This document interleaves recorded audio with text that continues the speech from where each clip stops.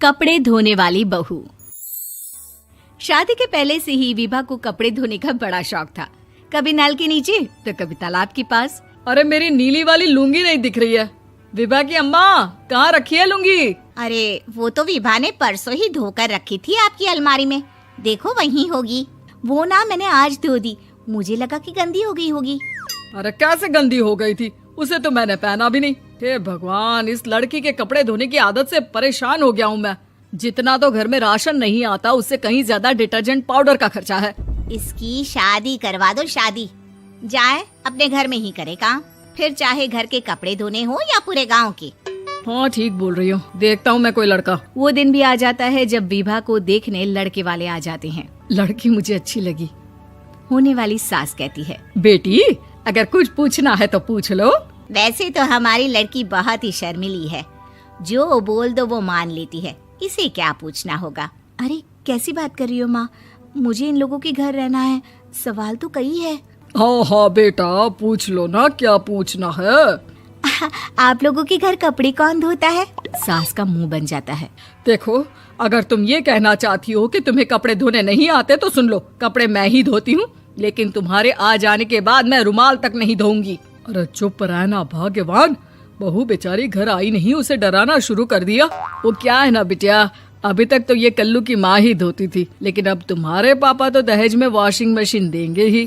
तभी विभा की माँ बोल पड़ती है, सवाल भी पूछा तो क्या। वैसे भाई साहब, मशीन की तो फिर भी कपड़े धोने की कैपेसिटी होती है। मतलब जो बिटिया दे रहे हैं ना विभा, इसे कपड़े धोने का बहुत शौक है। ये आप लोगों के क्या, आस पड़ोस गांव मोहल्ले सबके कपड़े धो दे और उफ तक ना करे। बाहर देखा नहीं आपने कितने कपड़े सूख रहे हैं? सब हमारी बिटिया ने ही तो धोए हैं। बस भी करो ना माँ, शर्म आ रही इतनी तारीफ सुनकर। और तो और एक दाग निकाल कर दिखाओ तो मान जाऊं। हाँ अच्छा, माफ करना बेटा, मैंने गलत समझा। हमें तो रिश्ता बहुत पसंद है। और ऐसे जुड़ जाता है रिश्ता कपड़े धोने का शौक रखने वाली विभा का। उसकी शादी हो जाती है कोयला फैक्ट्री में काम करने वाले कल्लू के साथ। शादी के बाद अचानक विभा चिल्लाती हुई सास के पास आती है। सासू माँ, अरे सासू माँ कहाँ है आप? ये तो धोखा है, धोखा दिया आप लोगों ने मुझे। इसे ससुर के चक्कर के बारे में पता चल गया। अरे तो उसमें तुझे क्यों धोखा मिला है? अरे नल में पानी नहीं आता, कपड़े कैसे कब धुलेंगे? अच्छा, तू पानी नहीं आ रहा उसकी बात कर रही है। तो आपने क्या सोचा? कुछ नहीं। अच्छा, तेरी माँ ने कहा था कि कपड़े धोने का शौक है तुझे, याद आया मुझे। शौक बोलकर कपड़े धोने वाले मेरे जुनून को कम ना आके सासू माँ, कपड़ा धोना मेरा गुरूर है। तभी पति भी वहाँ आ जाता है। अभी मैंने इसे सनी देओल की फिल्म दिखाई है, उसी के डायलॉग मार रही है माँ। अच्छा सुन, साफ साफ बता रही हूँ, पानी सुबह 4 से 6 और शाम को 10 से 12 आता है, समझी? विभा टाइमिंग सुनकर हैरान हो जाती है। ये क्या भूतों का मोहल्ला है? सुबह 4 बजे उठकर कौन कपड़े धोता है? 4 बजे टंकी में पानी जाता है, फिर सारा दिन धोना ना, किसने मना किया? अरे कैसी बात कर रही हैं? 200 लीटर की टंकी में कितने कपड़े धो लूंगी मैं? सुबह ही उठ जाऊंगी मैं। अब क्या था, विभा सुबह 4 से लेकर रात के 12 बजे तक कपड़े ही धोती रहती। एक रोज सास पड़ोस से निकलकर कहीं जा रही होती है कि साथ वाली कहती है, हाँ कल्लू की माँ, जरा ये बताओ कि 2 साड़ी है, 2 ब्लाउज और एक पेटीकोट और एक नाड़े वाला लंबा कच्छा। हाँ तो? अरे तो क्या, कितना लोगी धुलाई ये बताओ। धोबन दिख रहे हैं हम क्या? हमारे पति सरकारी नौकरी से अभी रिटायर हुए हैं और बेटा सुपरवाइजर है कोयला फैक्ट्री में।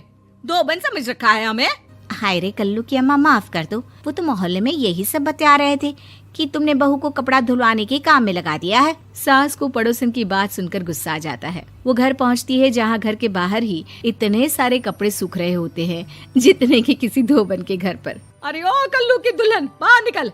माँ जी यहीं आ जाओ, बाथरूम में चादर धो रहे हैं हम। अरे अभी हम धोते हैं, तुमको बाहर निकलो। ये आस पड़ोस वाले बोल रहे हैं कि हम बहू से कपड़े धुलवा कर उसे कपड़ा धोने वाली बना दिए हैं।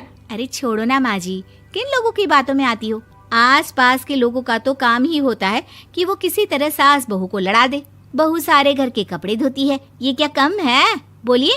सास को भी लग जाता है कि वो बहू का ये सनकीपन नहीं छुड़वा सकती, इससे अच्छा है कि खुद ही चुप हो जाए। एक रोज सास और बहू मंदिर जाते हैं, जहाँ सास की साड़ी वहाँ खड़ी भीख मांगने वाली से मिलती है। माँ जी क्या बात है, आपकी साड़ी उस भिखारन से कितनी मिल रही है ना? हाँ हाँ देखो तो, दोनों की साड़ी मिल रही है। क्या बात है कल्लू की अम्मा, तुम खुद को तो अफसर की बीवी बताती हो और ऐसी सिंपल सी प्लेन साड़ी पहनकर घूमती हो। सिंपल और प्लेन नहीं है ये साड़ी। तो क्या सोने के धागे से फूल बने हैं? कुछ भी सासू माँ, कुछ भी। हाँ बने थे इस साड़ी में सोने के धागे से फूल। मेरे पति लेकर आए थे मद्रास से स्पेशली मेरे लिए 10,000 की। ताहे भाई साहब इस भिखारन के लिए भी सेम टू सेम साड़ी लेकर आए होंगे 10,000 की। सास उस वक्त तो कुछ नहीं कहती, लेकिन बहू के साथ घर आती है और अलमारी से एल्बम निकाल कर लाती है। ये साड़ी देख रही है, ये वही साड़ी है जिसे मैंने अभी पहना था। इस साड़ी में ये जो चमकदार फूल दिख रहे हैं ना, ये सोने के धागों से काढ़े गए हैं। लेकिन तू लोकल वॉशिंग मशीन ब्रश से घिस घिस कर सारे फूलों को निकाल कर साड़ी प्लेन कर दी। मुझे माफ कर दीजिए सासू माँ। और तो और, जब मैंने तुझे तेरी गलती के लिए कुछ नहीं कहा, लेकिन तूने तो सबके सामने मेरा मजाक ही बना दिया। क्यों? बहू को समझ में आ जाता है कि अब से उसका कपड़े धोना बंद।